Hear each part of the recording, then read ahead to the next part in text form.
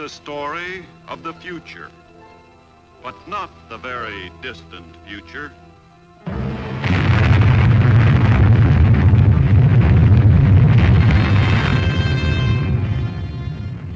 It is a story that might have taken place the day after tomorrow.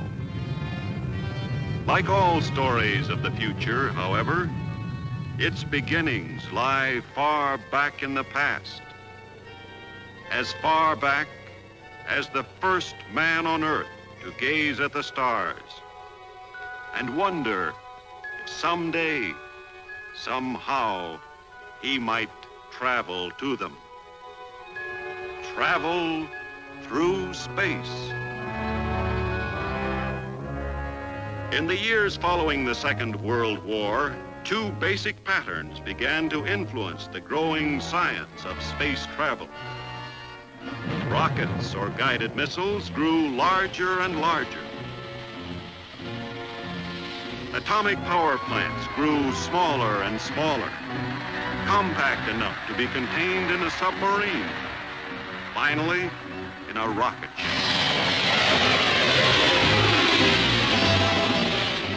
Immediately, by special order of the President, a new agency was formed, CIFC, Civil Interplanetary Flight Commission. So, with almost unlimited funds voted by Congress, this commission began its task. Research in new fissionable materials. More research in non-fissionable metallic alloys to make rocket tubes that would not be melted like wax by their own atomic blasts. Sometimes mishaps occurred.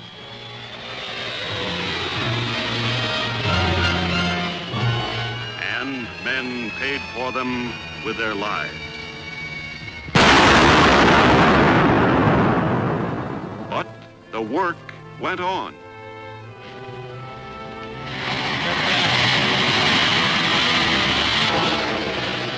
Experiments in celestial navigation.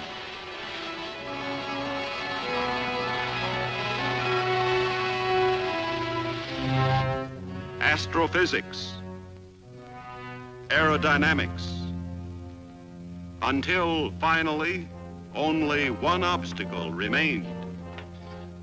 That, as our story begins, turned out to be the oldest obstacle in the history of mankind: the human factor.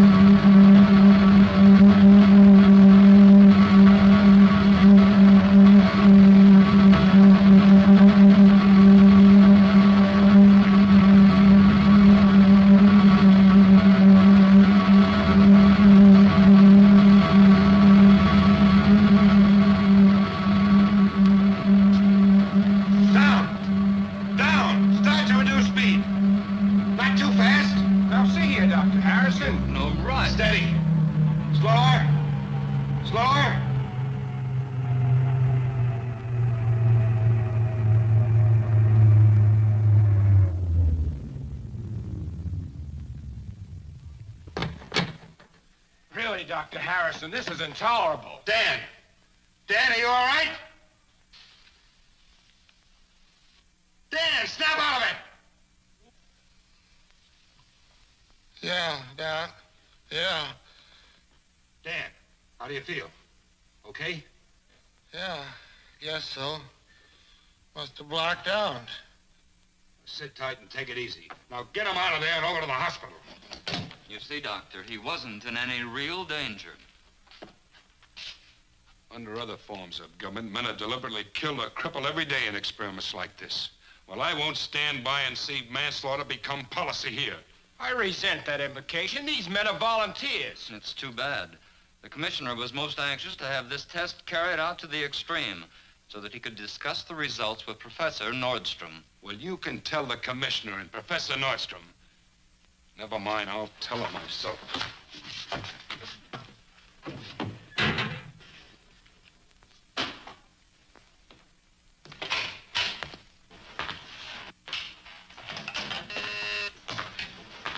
The commissioner's office. Oh, good morning, General. Yes, Professor Nordstrom's with the commissioner now. No, I'm sorry. Dr. Harrison, what's the matter? I want to see the commissioner. I'm sorry, he's with Professor Nordstrom. Miss Pickett, copies of these for Professor Nordstrom, please. I want to see you. In just a few minutes, Harrison.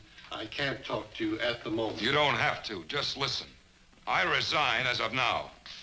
Harrison, what in the world's wrong with you? I told you once before that I'm not going to stand by anymore and watch human beings being turned into guinea pigs. My dear Harrison, the uncovering of knowledge must always involve risk for pioneers. Fortunately, there are always men and women ready to take those risks. Now, you know that as well as I do. That's not the point, and you know it. We shouldn't even be considering the use of test pilots in this first experimental ship. It's not only inhuman, it's unscientific and unintelligent. That's quite enough. We'll resume this discussion later on.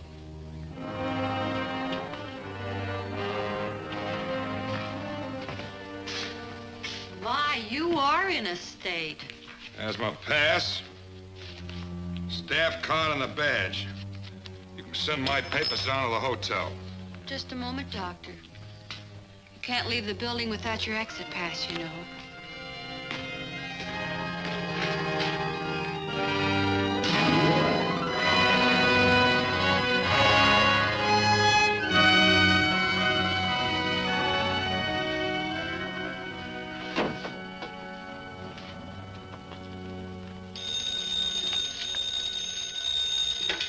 Yes? Dr. Harrison, this is Gilligan of Transglobal News. I'm down in the lobby. As far as I'm concerned, you can stay there. Hold on, Doc. All I want to know is what's going on between you and Professor Nordstrom. Nothing.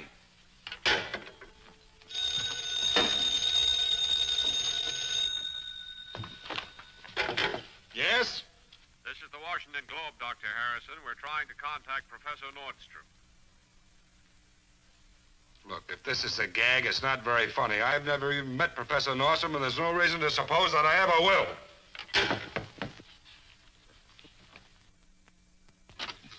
Dr. Harrison? Yes. Are you by any chance going to talk to me about Professor Nordstrom? Why, yes, in a way. Well, let me tell you this. A, he isn't here. B, I don't know where he is. C, I've never met him. And D, I don't want to. 3 misstatements out of 4, Doctor. That's a bad average for a man of science. You see, I am Professor Nordstrom, and I'm very glad to meet you at last. You are? Yeah. Why? Because I've followed your career with interest, and we see eye to eye on a subject with which I'm particularly concerned. We do? I don't get it. Well, perhaps a little more seclusion might be a good idea. You mind if I make myself comfortable? No. Go ahead. Well, the fact is, Doctor, I overheard your little interview with the CIFC director this morning. As I'd just spent an hour telling him exactly what you told him so much more cogently in a couple of minutes, I was, well, interested to say the least. You mean to tell me that you think they're wrong in trying to use human beings? I know they're wrong. Before we can prepare men for the conditions they're going to meet in extraterrestrial space, we've got to know what those conditions are. Not guess, but know. That's what I've been telling them all along. But the problem of getting there and back to collect accurate data without the use of human pilots and observers is going to be a backbreaker. On the contrary, I can almost say now that I have it solved. With your collaboration, I think I can convert that almost into an unqualified fact. Your attention, please. Your attention, please. Skyliner flight number 1 for Los Angeles will board at South Concourse, gate number 5, in 15 minutes. So we can start work the moment we arrive, without all of those coils of red tape hampering us all the time. Yes, I know what you mean. I suppose that sprang from the secret nature of the project in the first place. Top secret. Someday before I'm too old, I look forward to working on a job where I don't have to burn the contents of my wastebasket every night. You never can tell who might be hiding in a wastebasket. Don't tell me your security regulations quarter 2, my boy. Okay. You were saying you'd be able to show me what you're working on as soon as we arrive. I'll have to.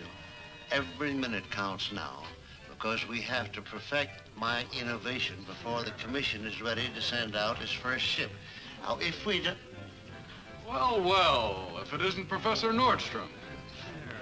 I don't know whether you remember me or not. Gilligan, science editor of Transglobal News Service. You'll have to forgive me, Mr. Gilligan, but I've met so many journalists here in Washington. All you scientists are supposed to be absent-minded. Me, I'm trained never to forget a face. I'm afraid we're talking shop, Gilligan. That's what I figured. You're Harrison, aren't you? Of the Civil Interplanetary Flight Commission. No comment. Well, you were until you quit this morning. And what was that all about, Doctor? No comment. You two being together here at the airport, this anything to do with the trouble you've had with the commission, Professor? I'm afraid I have no comment for that either. Now, why don't you leave us both alone? Oh, take it easy, Doc. Never can tell what kind of a story will gel when you big brains huddle together. Like the one your syndicate released prematurely about the hydrogen bomb drops in the Pacific, or the atomic aircraft carrier engine. Look, you're in the business of smashing atoms. I'm in the business of selling newspapers. If Uncle Sam doesn't know how to keep his own secrets, that's his tough luck. It doesn't matter how much aid or comfort you give our potential enemies, or how many of our side eventually get killed. Hold it, Ralph. Now listen, Mr. Gilligan. You listen to me, Professor. You fellows can't go on dummying up like this indefinitely. Sooner or later, you've got to talk for the record. Look at it this way. The prospect of space travel in the immediate future is the biggest news story in the country today. Years and years of research, millions and millions of taxpayers' dollars have been spent building that first spaceship. Now, when it's just about ready to take off, what happens? One of the greatest scientific minds in the world, that's you, comes out and disagrees about how the ship's to be worked. I was about to say, Mr. Gilligan, I'd be willing to make a statement. I don't want a statement. I want facts. It's no secret in Washington that the row was over your not wanting to use men on the first space trip. What the people of the United States want to know is what you propose using instead. If I were prepared with the facts you're talking about now, I'd tell you. Only right now, I'm not. However, I will tell you this.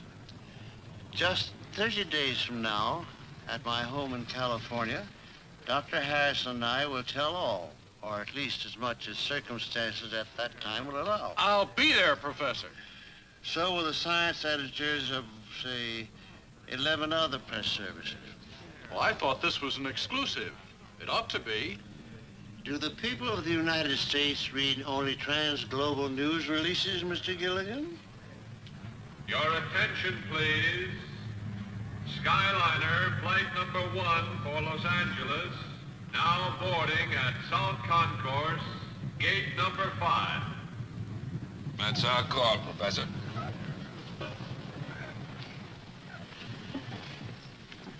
I'll see you in California, Mr. Gilligan. Okay. Okay. Skyliner flight number 1 for Los Angeles, now boarding at South Concourse, gate number 5.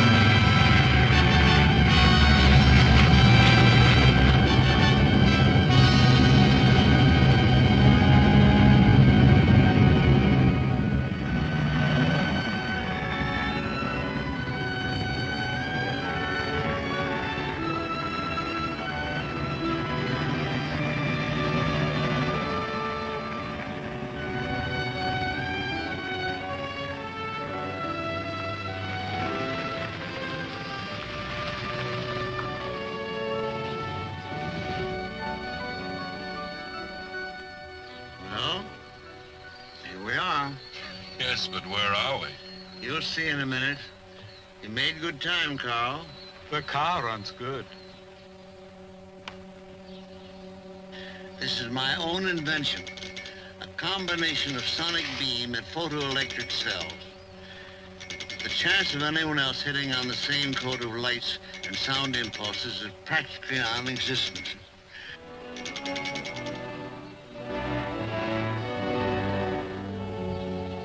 I have a whole series throughout my premises. You sound as proud of them as if they'd won the Nobel.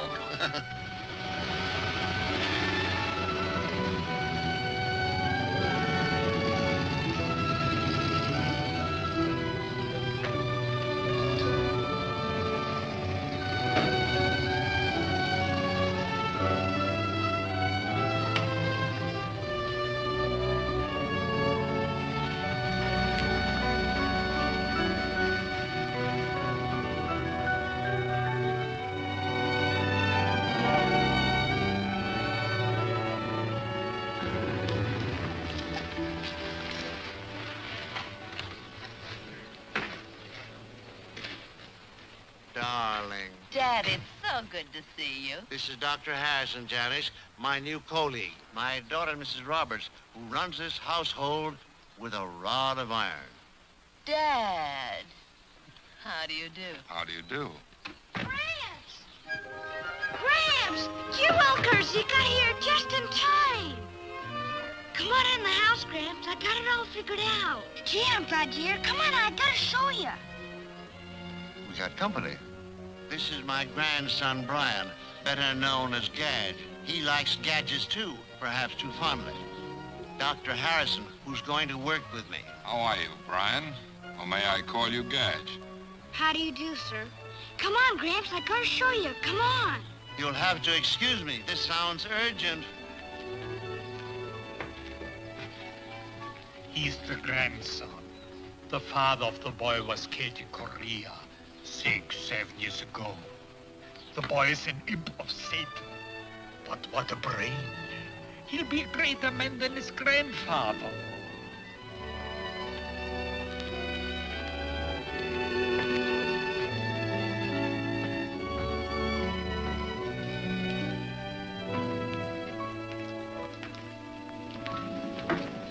Look, Gramps, I told you I had it figured out. Only first I gotta make myself as tall as you are.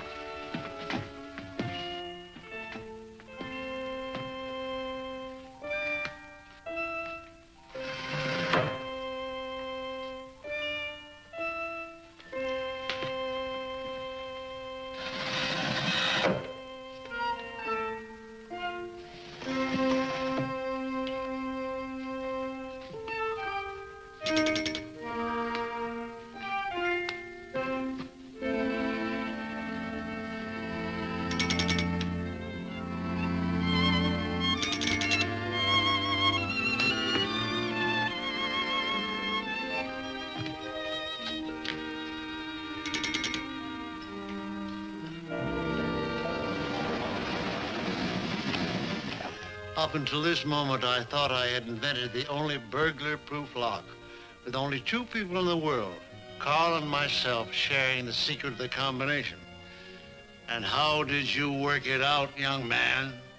Oh, logarithms. never went down there, Gramps. Honest. Not without you around. Are you sure, Gadge? Okay, Gadge. Come on, Ralph. As long as he has it open, I may as well show you what's down there. Can I come too, Gramps? No, my friend, you cannot. But I think it's time you were getting to school. I'm afraid it is, Gadge.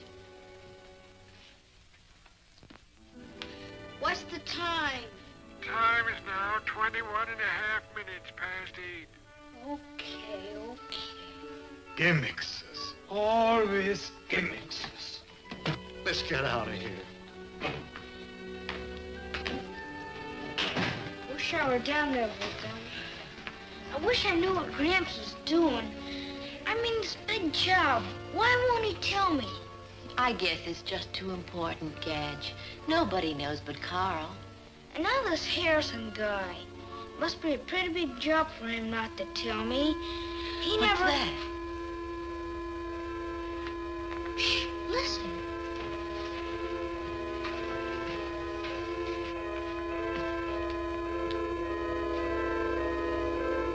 What is it? What is it?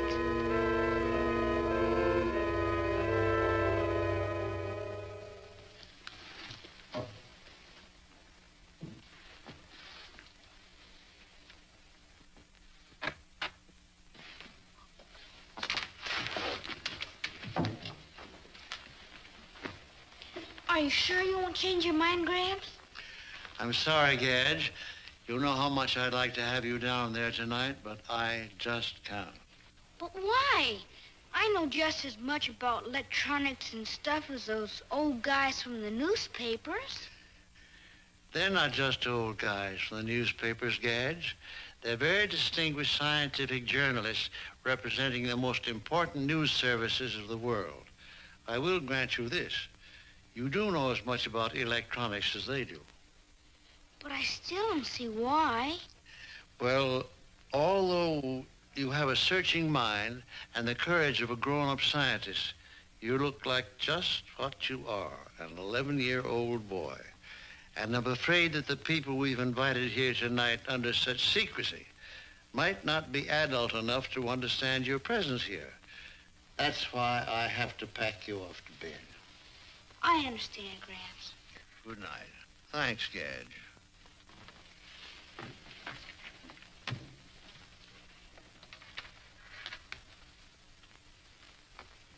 Well, I guess I won't be needing this anymore. Well, I see no reason why you shouldn't hear what's going on. Gee willikers! Thanks, Gramps!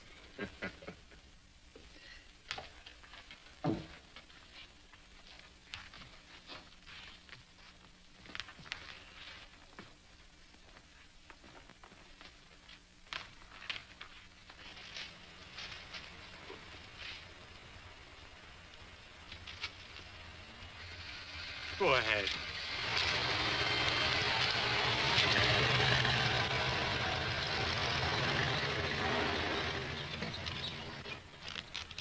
Hey, this is worse than crashing the Pentagon.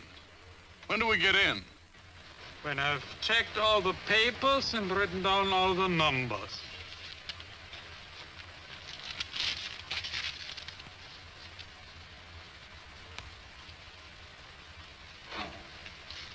Go ahead.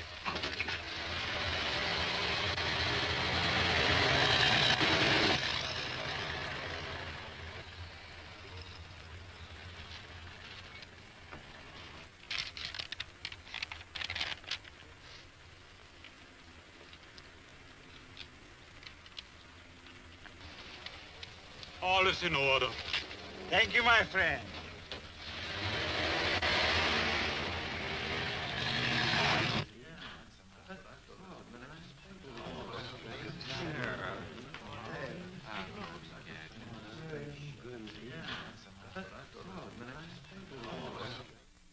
Your place certainly has a lot of charm, Professor. It certainly does.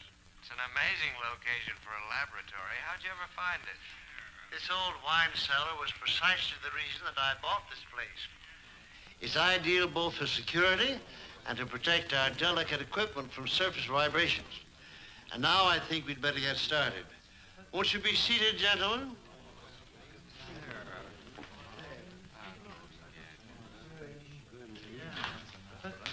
Mind if I sit here? No, please do.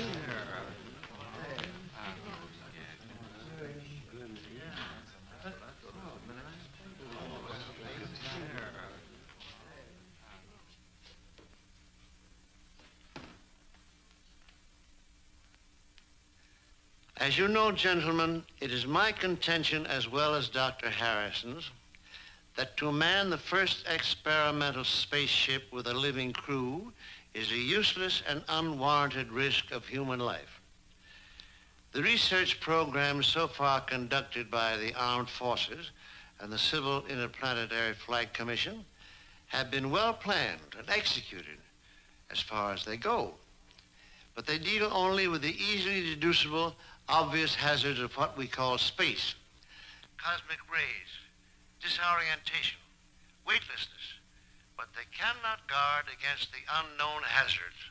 Without the results of actual observation and recording of data, no man can possibly know the conditions existing outside the atmospheric envelope of this Earth. You can only guess. And to me, the word guess cannot in any circumstances fit with the word science. Now, you say you must have the results of actual observation, yet you're opposed to sending human pilots to get them. Aren't you talking in contradictions, Professor? No, Mr. Gilligan, as you will see for yourself.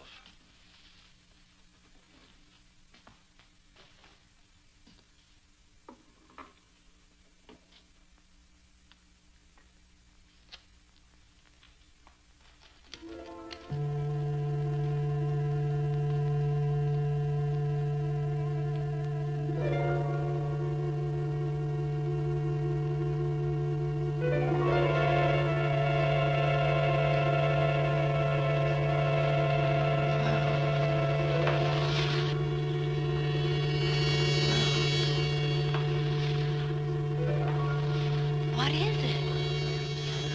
What is it?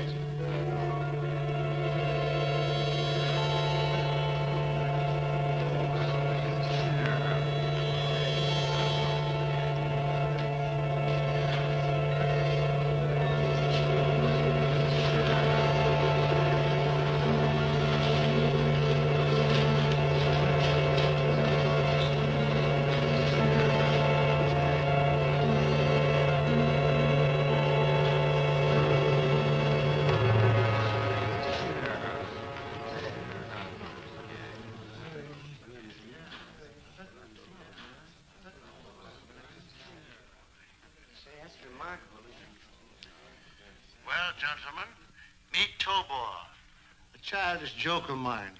Robot spelled backwards. Well, since this is your invention, Professor Nordstrom, I suppose we can be sure this isn't just another movie Frankenstein. You certainly can. In fact, the term robot is hardly accurate in spite of my joke. I would prefer to say an electronic simulacrum of a man. Oh, gosh. Oh, gee willikers. Are you trying to tell us that this pile of tin could actually pilot a spaceship?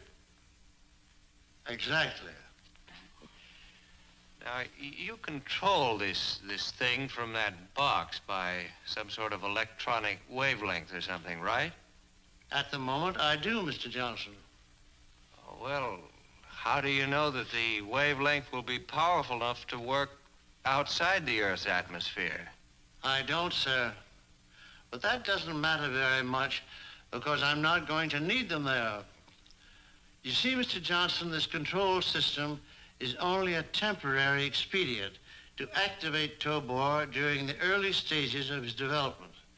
From this point on, he will be guided by a totally different method.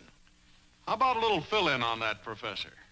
You mean something new, something we've never heard of? On the contrary, gentlemen, I'm sure most of you have heard of it, although I imagine few of you will believe in it.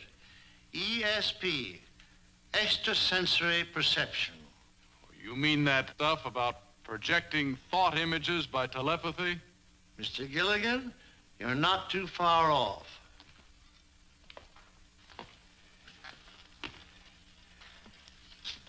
In here, gentlemen, is the most intricate part of what I assure you is a highly sensitive mechanism. When that is activated, like this,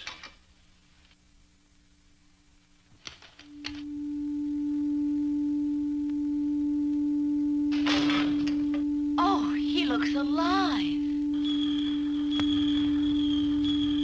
that is an illusion, my dear, caused by reflected light in the eye tubes. And yet, in a way, Tobor is alive. For even though much work remains before he's completed, he is already a sentient being. The sentience may be synthetic, but is there nonetheless.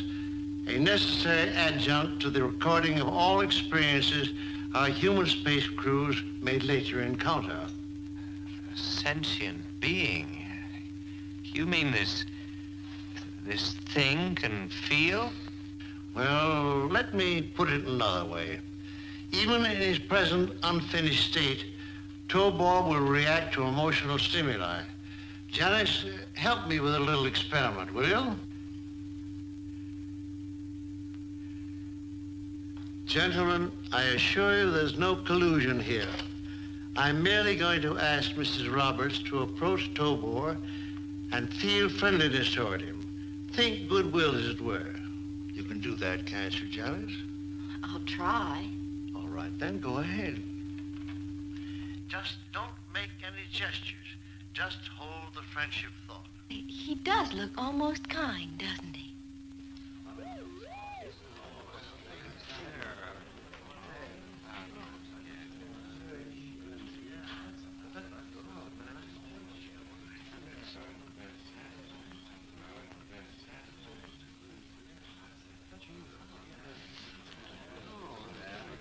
Thank you, Janice. Could you get a reaction from some other emotion, Professor? And from a stranger? Say from Johnston here. I think we could manage to do that. But why don't you make the experiment, Mr. Gilligan? Do you suppose you could contrive to feel enmity toward Tobor? Yeah, I suppose so. Yes, sure I could. Very well, then. Suppose you get up and take one of those fire axes from the wall.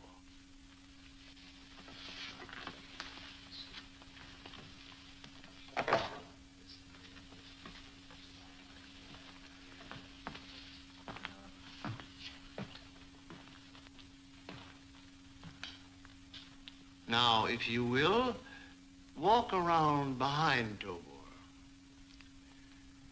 and hold the thought of enmity all the time. Deadly enmity.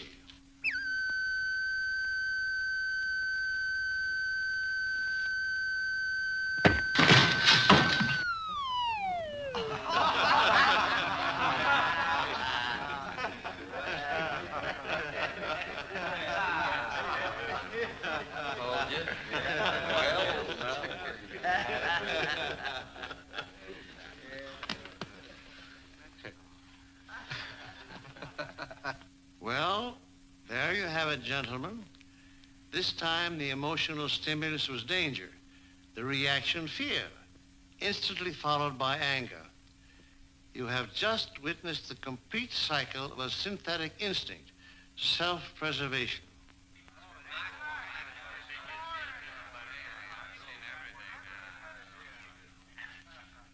I have a question, Professor.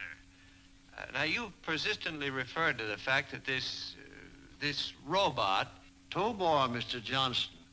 You'd better use his name or he might resent you. Oh, I'm sorry. I'll rephrase that.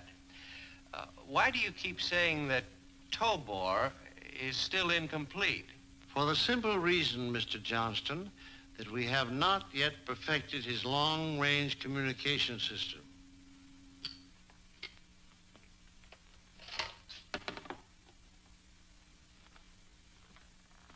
As you know, gentlemen, at each end of such a system, there's a power unit, a transmitter, and a receiver. Here is our receiver, Tobor himself. When he's switched from direct to infinite control, he's capable of receiving thought impulses over any conceivable span. It is only the transmitter which Dr. Harrison and I are in process of perfecting. How about giving us a look at his innards, Professor? Or are they top secret, too? I don't mind if Tobor doesn't.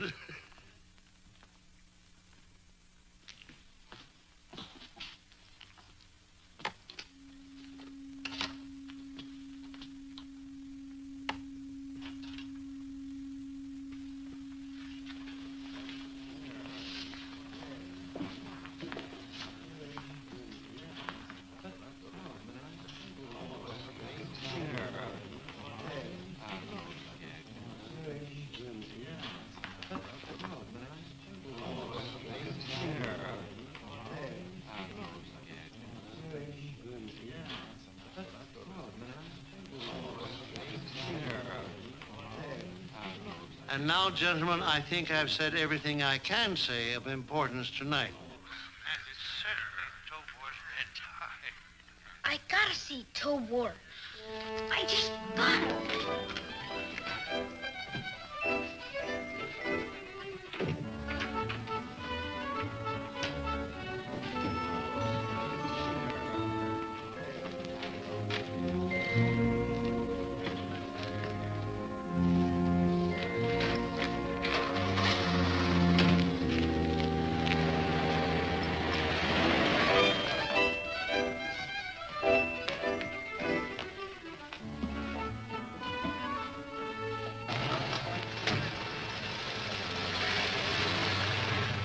Just a minute, Mr. Gilligan.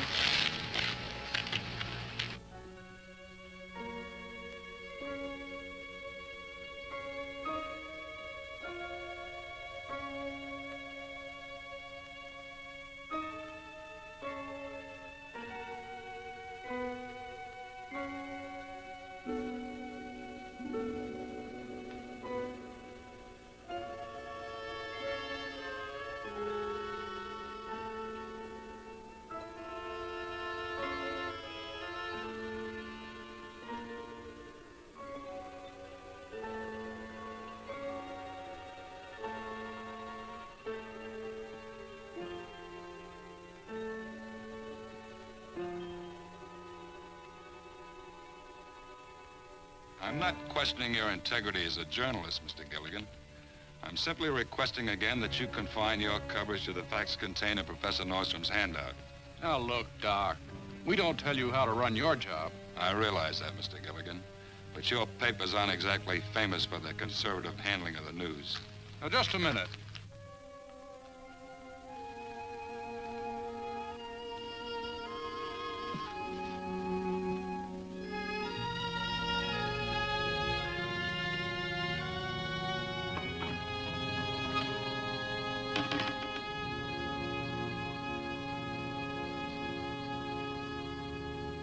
That's the trouble with you scientists.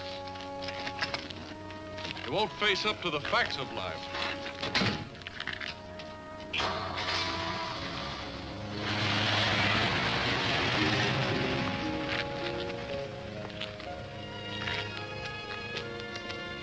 Ralph, I have to put my car away. Would you give me a hand with the garage door? I'd like to. Very much.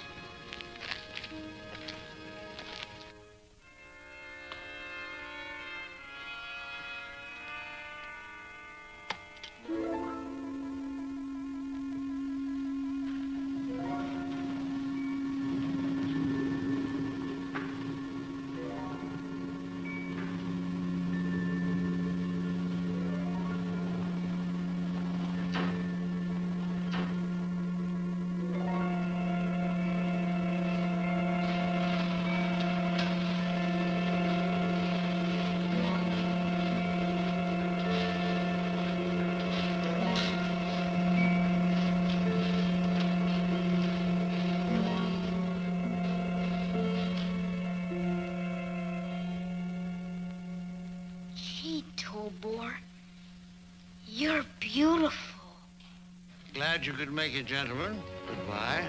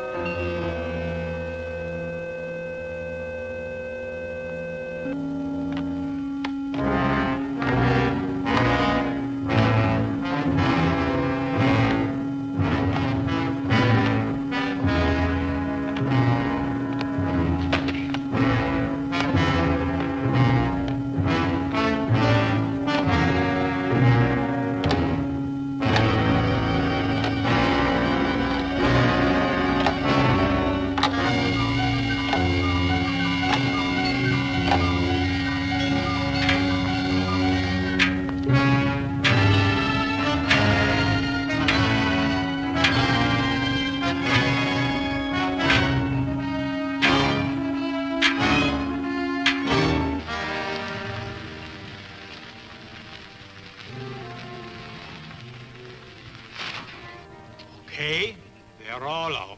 Very good.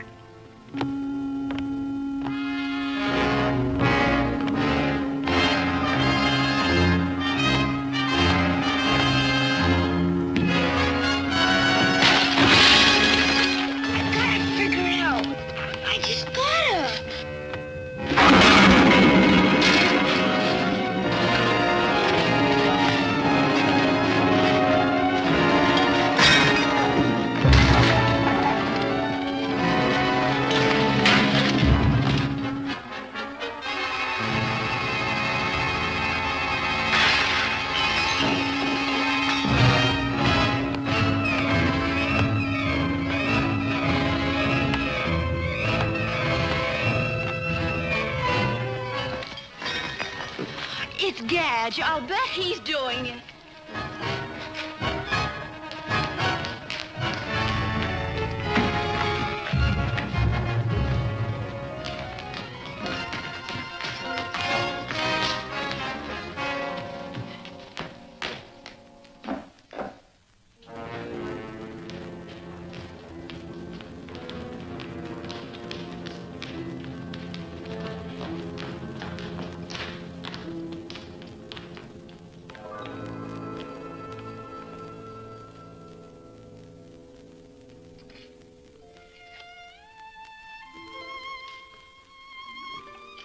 Gadge.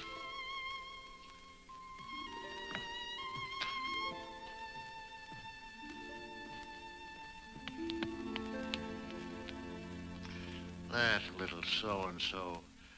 Do you realize what he did? He actually worked out all those controls and got Tobor back in his box all within 5 minutes. Dad, you're wonderful. But he was bad, very bad. You go to bed, Janice. Ralph and Carl and I'll get this rubbish all squared away. Good night. Good night, darling.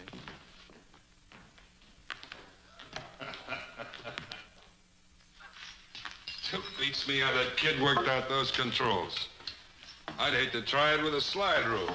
I told you that boy's a genius. Hey, wait a minute. 9, 10, 11, 12, 13. How many news services did you ask to send representatives tonight, Professor? 12, as you know. Why? Because there are 13 empty chairs, and tonight every one of them was filled.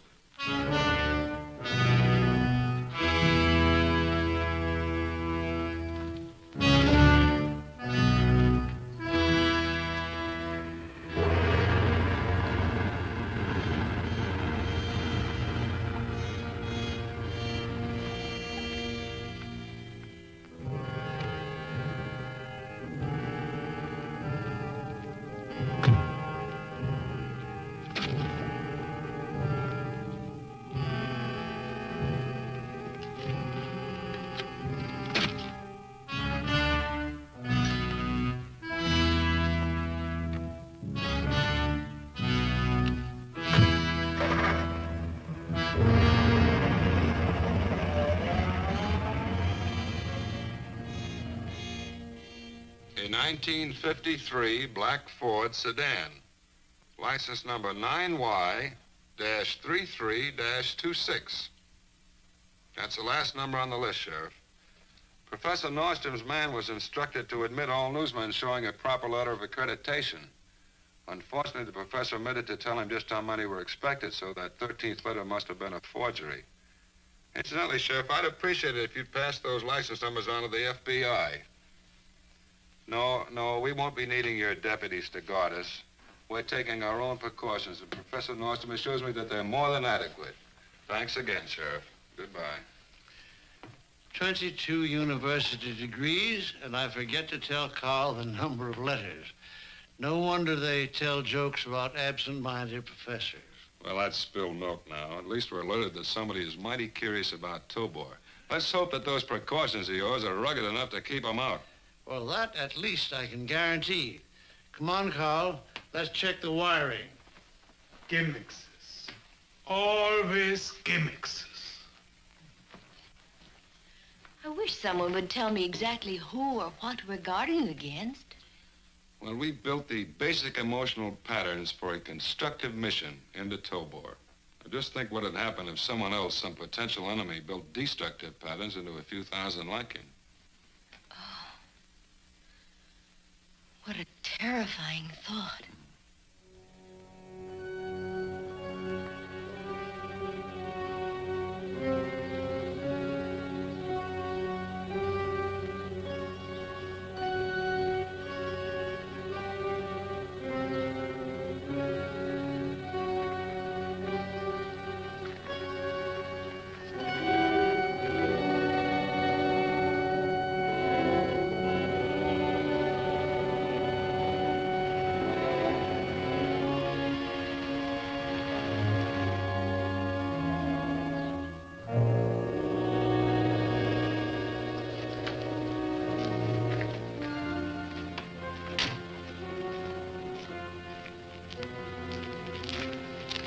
Anything new? They still haven't posted a guard. Are you sure? It's been 4 days now, and I haven't seen a soul. You must have got away with it. Might be a trap. Well, how do we play it then? Wait for a break? Unfortunately, my friend, we haven't much time. The highest party officials are concerned. They feel that once Nordstrom has perfected his control system, the federal government will take over. It will be considerably more difficult for us to get at it. And so? So we get into the house.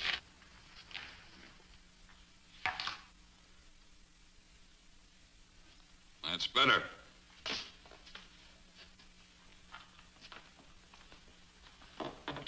See, I rigged the telepathic pickup so that it fits behind the ear where it's close to the sensory brain centers.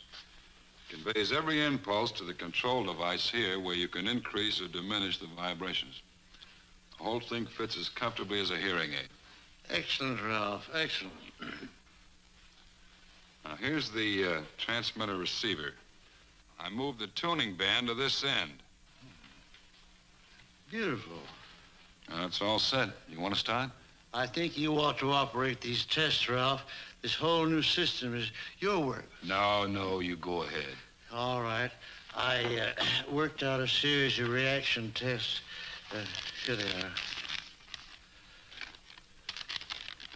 Mm-hmm.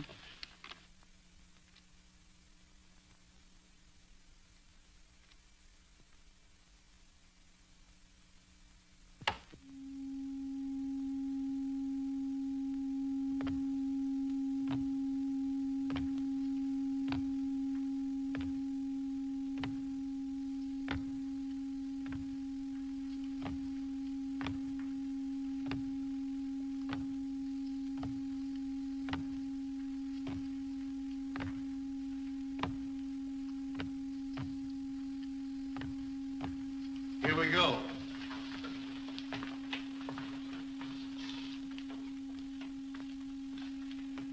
All right.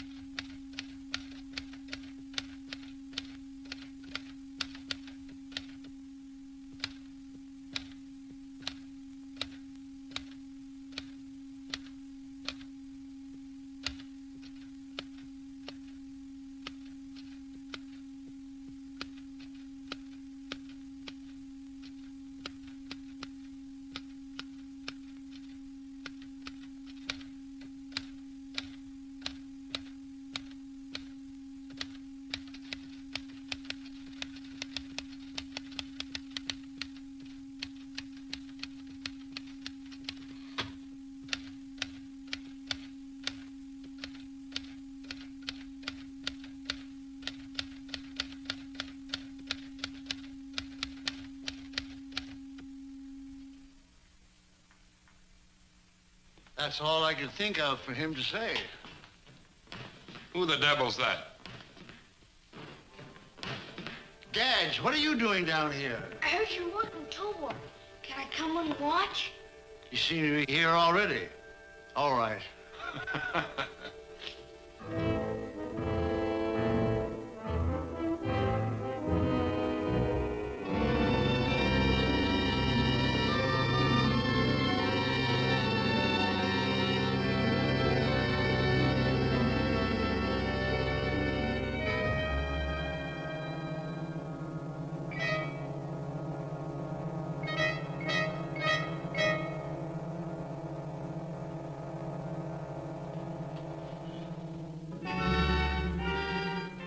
Okay, Ralph, black out the screen.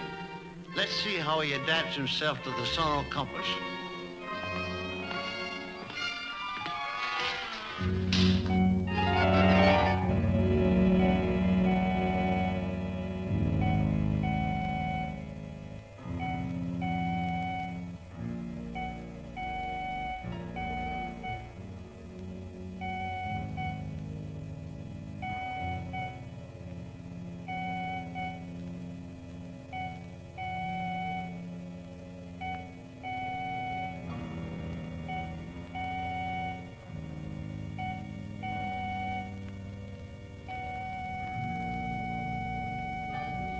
Attaboy, Tobor.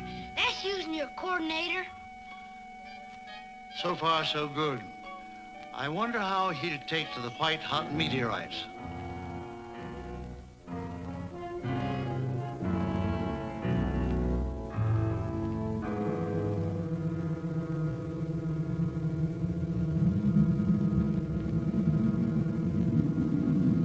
This is a tough one, Gadge.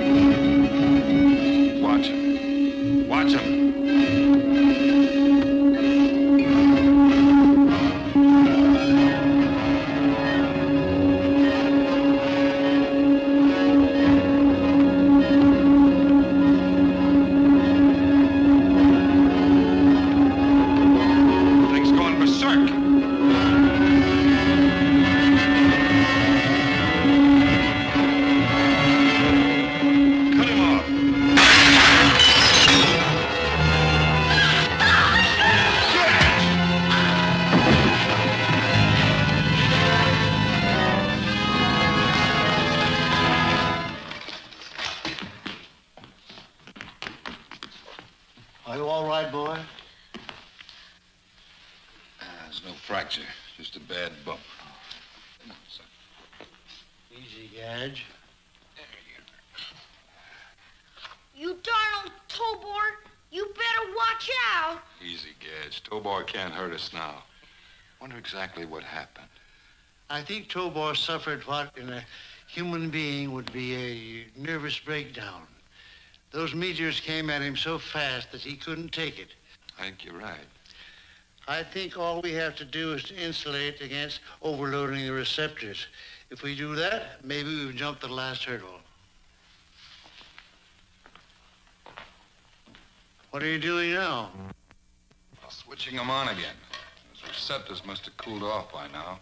Let's see if he's still functioning. You're all right now, Tobor.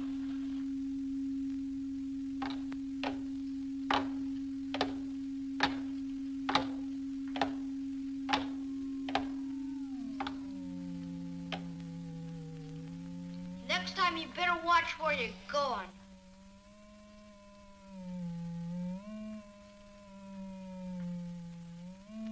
There's another one of Tobor's synthetic instincts.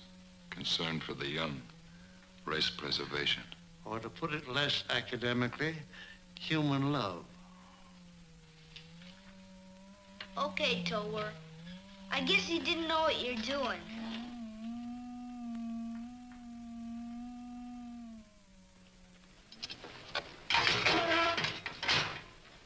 $2.50 even, lady. Thanks.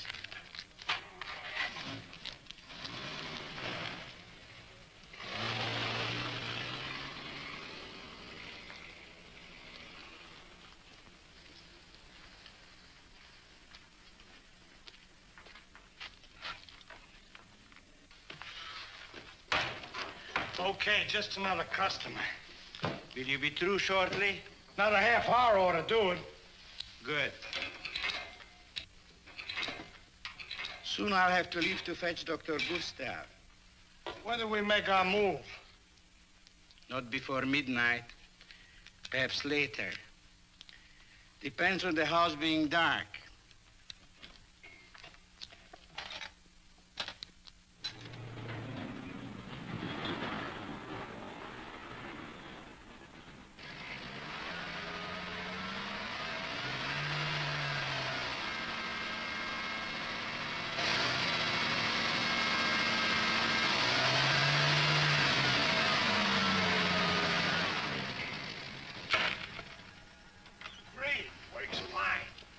Everything is ready, Doctor. I am a man of science, not of action. This is your duty. All you have to do is to inspect and photograph this work of Nordstrom's. Leave everything else to us. Paul, you go first.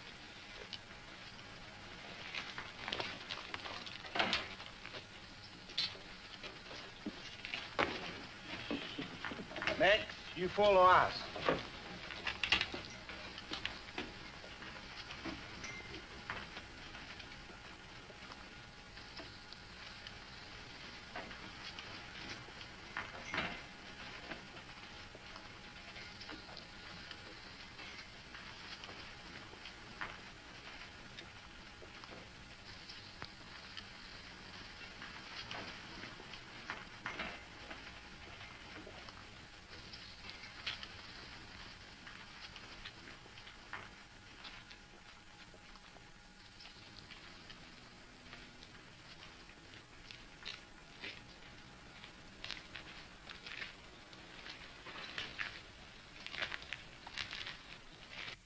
Intruders now inside electrified fence, north boundary. Intruders now inside electrified fence, north boundary. Intruders now inside electrified fence, north boundary. Intruders now inside electrified fence, north boundary.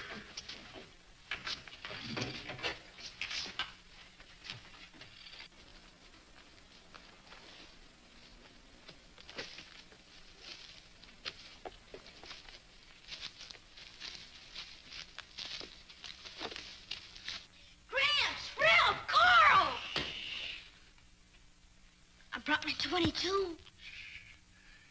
Hit camera number 6, Carl. That ought to show him up. Intruders approximately 100 yards north of house. Intruders approximately 100 yards north of house. Intruders. Amazing how this television camera of yours can photograph at night without lights. Not television, infravision. Hit camera number 8, Carl. Intruders now approaching house. Intruders now approaching house. Intruders now approaching house. Intruders now approaching house. Intruders now approaching house. Now, Herr Professor? Now.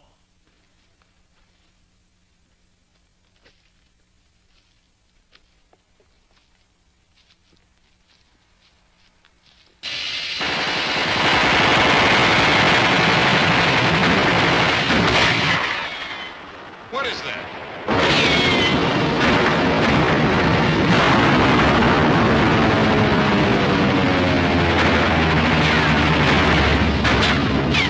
Who's shooting? No one is. That's a recorded soundtrack from a movie studio, right out of the sands of Iwo Jima. Let's go.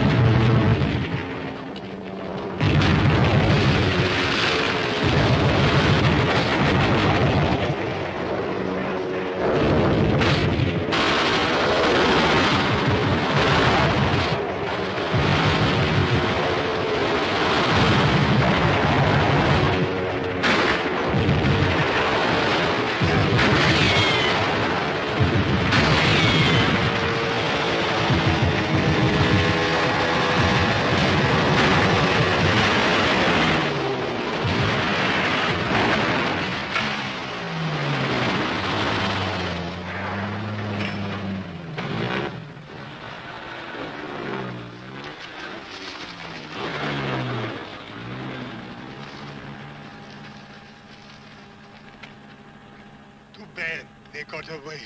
You shouldn't have pushed me, Ralph. I would have had him.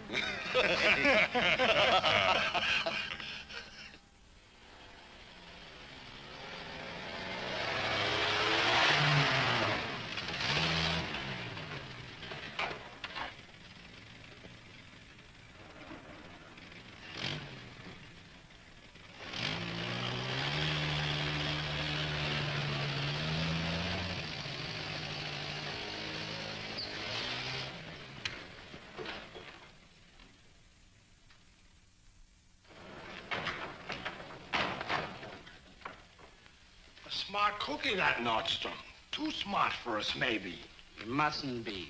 I needn't remind you our employers will not tolerate any more failures on your part, nor mine. Well, what do we do now? We think, my friend. Or rather, I think. And this is what I think. Since we cannot get in to see Nordstrom's secrets for ourselves, we must induce him to come out and tell them to us. A tall order, I would say. Not necessarily. There must be a vulnerable spot. Of course. Nordstrom worships his grandson. The grandson worships...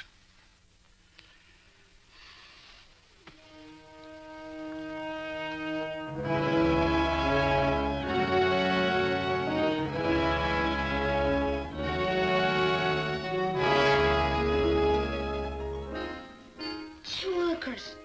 Mom! Hey, Mom! Hey, watch it. You better blow your horn at those intersections, Gadge. Gee, I'm sorry, Mom, but look it.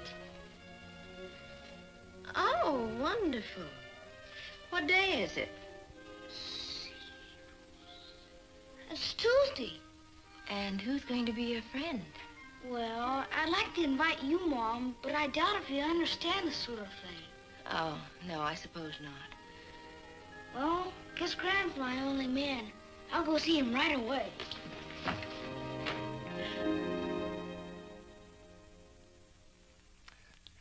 Good. Now Tobar can turn his own switch on or off when he's called. Better he should learn to clean the house and drive the car. So I can spend all my time making toys for you to play with. It's all finished. A new transmitter rod built inside a pencil.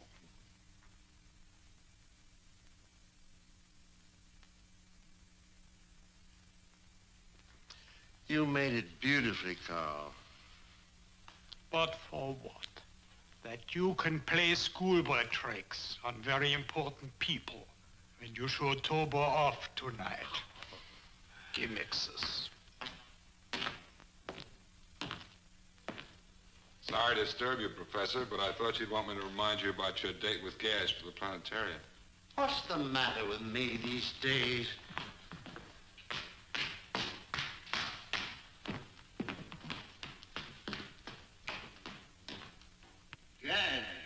Gad, where are you, boy?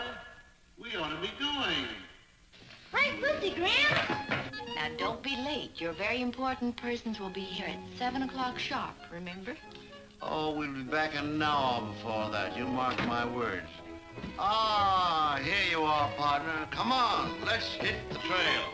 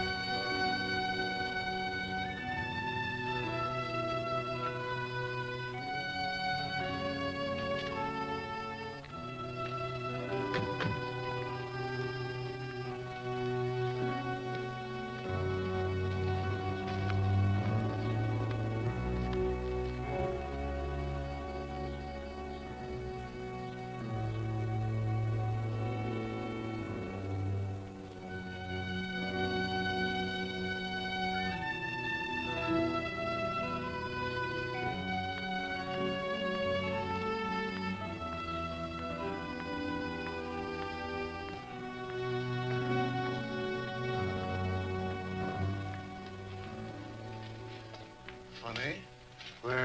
Where's everyone else? Probably inside. Come on, Gramps.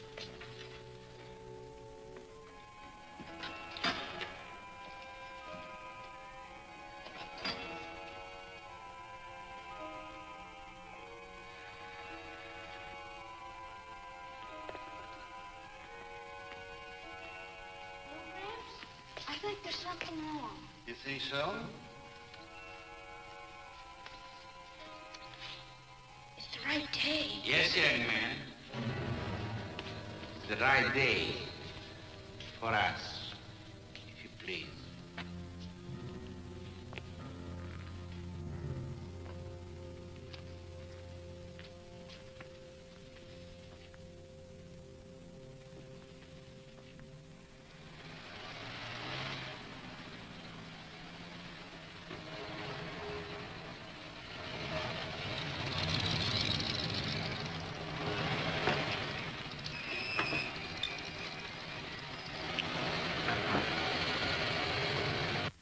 Something must have happened. I know Dad's careless about time, but he wouldn't be an hour late, not tonight. I still think he had a flat tire or he ran out of gas. No, you don't. That's what you hope happened. Oh, Ralph, I'm worried. All right, I'll phone the sheriff's office.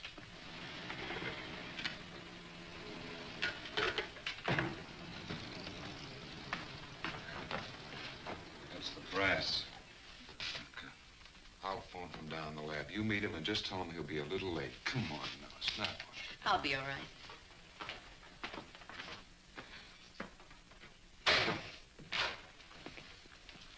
Good evening, General. Good evening. Good evening, sir. Good evening. How are you? How do you do? How do you do? Good evening.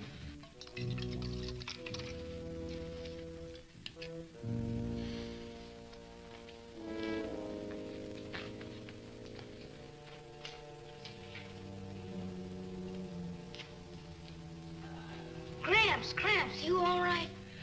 Yes, I'm fine. How about you? I'm okay. Have you quite recovered, Professor Nordstrom? I'm fully conscious, if that's what you mean. And therefore able to understand your position? Completely, I assure you. Perhaps not as completely as you think.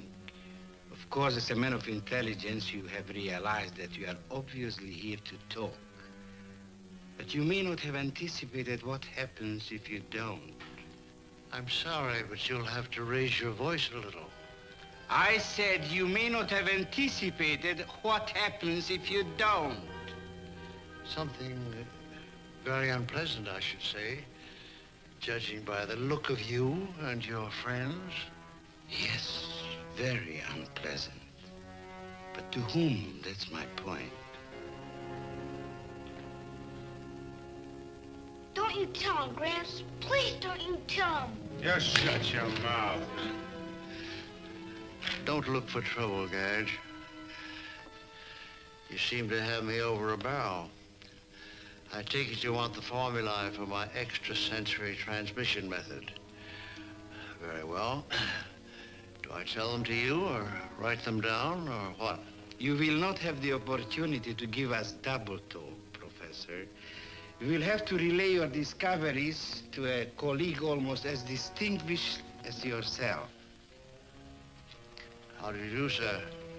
I'm sorry I can't get up to greet you. How do you do, Professor? Oh, please forgive me. My doctor told me only this week that I was getting a little deaf. My pocket, if you please.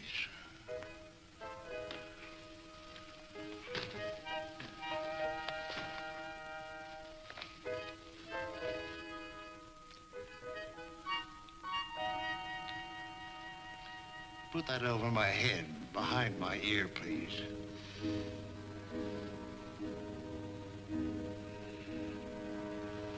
Ah, that's much better. And so, gentlemen, I'm afraid the question of whether Tobor is capable of guiding a multi-stage rocket across interstellar space is highly debatable, let alone his being able to deal with all the emergency situations of such a journey. I don't know, Mr. Commissioner. After all, we've had automatic pilots on both conventional aircraft and guided missiles since the middle of World War II. What do you think, Congressman? Well, all I can say, sir, the motto of one of the greatest states in our union is show me. And that's exactly what Professor Nordstrom will have to do. I couldn't agree with you more. Automatic pilots are one thing. Intelligent direction of a billion-dollar space cruiser is something else. Yes? Yes, I see. Thank you, Sheriff. Let me know if you hear anything. A moment, please, gentlemen. It's no good trying to keep it from you any longer. About Professor Nordstrom's failure to be here. Frankly, we don't know where he is. He and his grandson left early today, presumably to visit a science show at the planetarium in Los Angeles. They were to be back at 5:30. That was the sheriff's office on the phone. They have no news of Professor Nordstrom or the boy. Neither has the Los Angeles Police Department or the FBI. And there was no science show scheduled at the planetarium today. Well, isn't there something we can do instead of just standing around? Afraid not, except wait. Oh, that's all right. Now, these principles, you must understand, had to be reduced to a working form. If I could jot down the basic equations, it would save us a lot of time. Is that correct, Doctor? Most certainly. Very well. Paul, release his hands. I strongly advise you, Doctor, to confine yourself to the matter in hand. Pencil and paper. Gramps, don't you do it. Please don't you tell him. Lie still, Gadge. Don't try to get up. If you please. Settle it. As soon as I can write.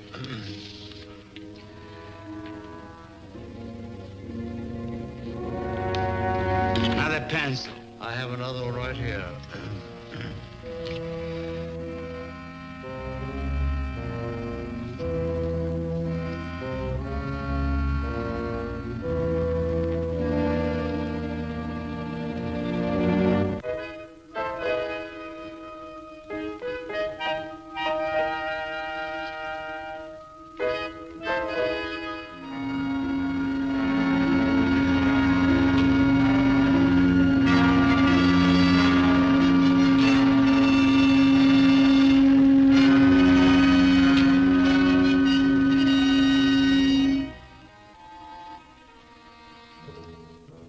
See, there'll be 6 cars altogether.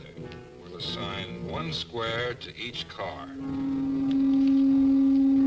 the matter? What is it? Anything wrong? Listen.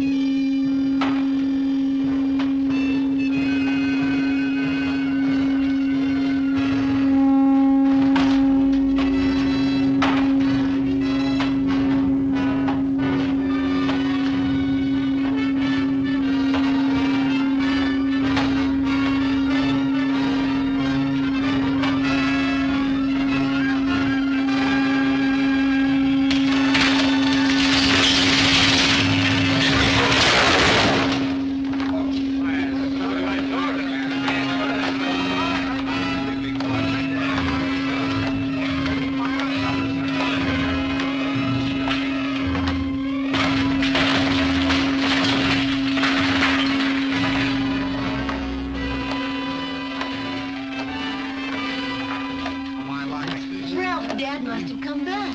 No, I don't think so. I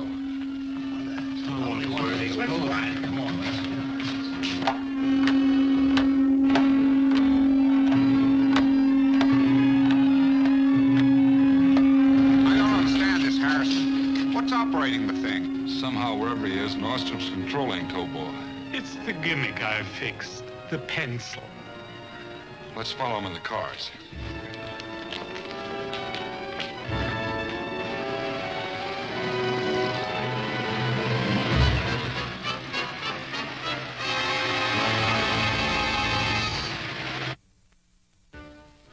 Something wrong, Doctor? Yes, I think so. This figure, it cannot be correct. Oh, I'm sorry. Just a slip. This is the 3rd slip you've made, Nordstrom. I'm very sorry. I'm trying to remember an extremely complicated formula. I should have my notes. Of course, I could stimulate your memory with artificial methods.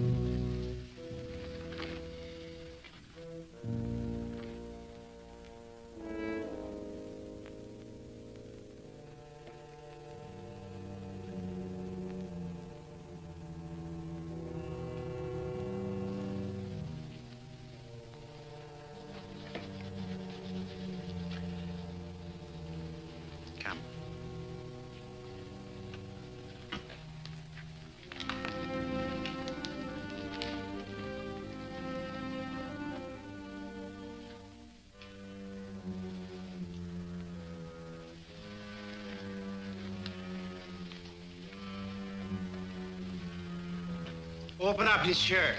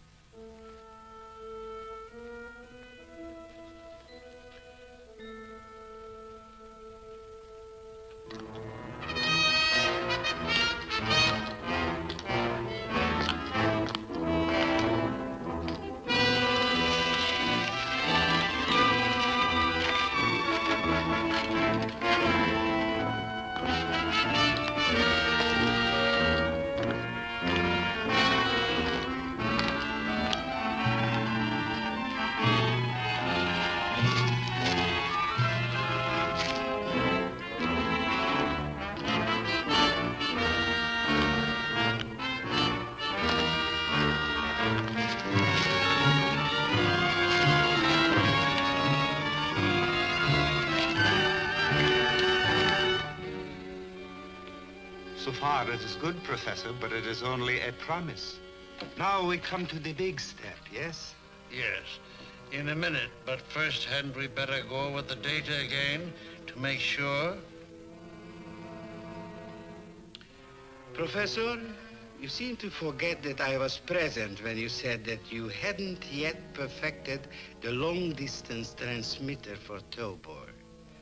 Could it be that you have solved that problem so soon?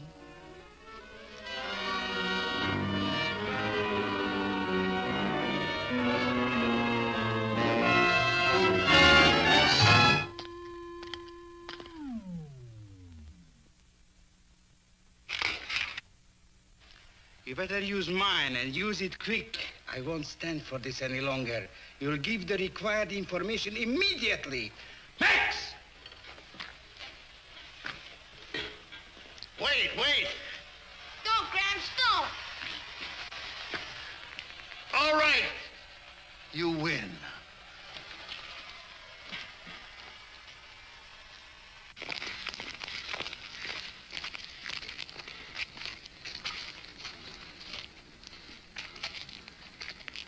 Transmitting power has been cut off. Isn't there anything you can do? I don't know.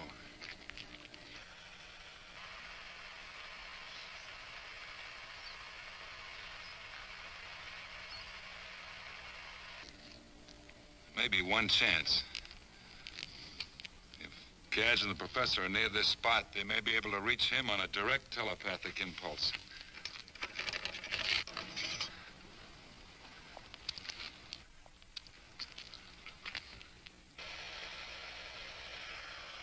Tobor, please come and get us. Please come and get us, Tobor.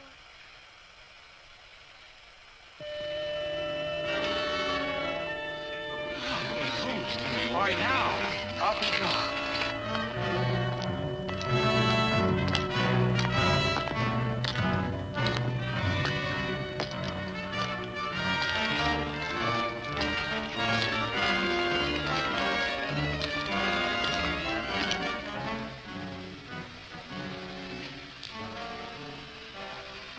Now he is cooperating.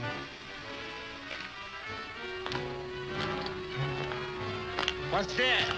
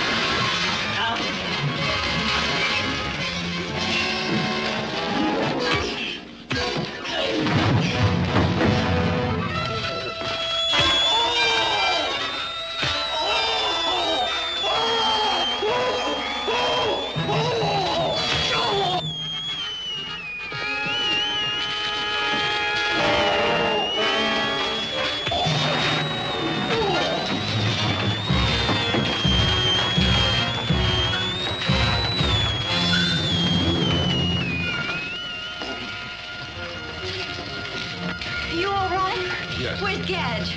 Over there.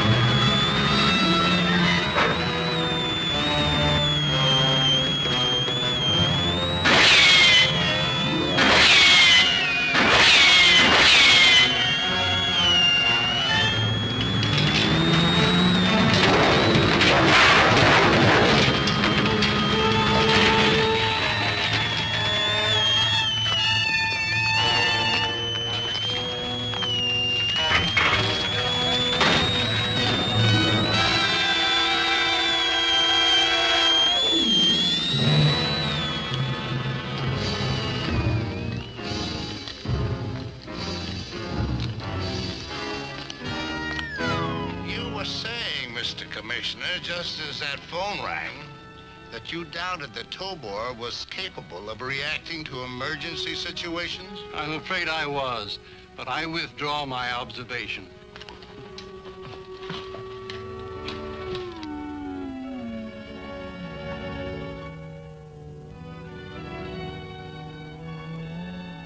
Gee, Tobor, you're wonderful.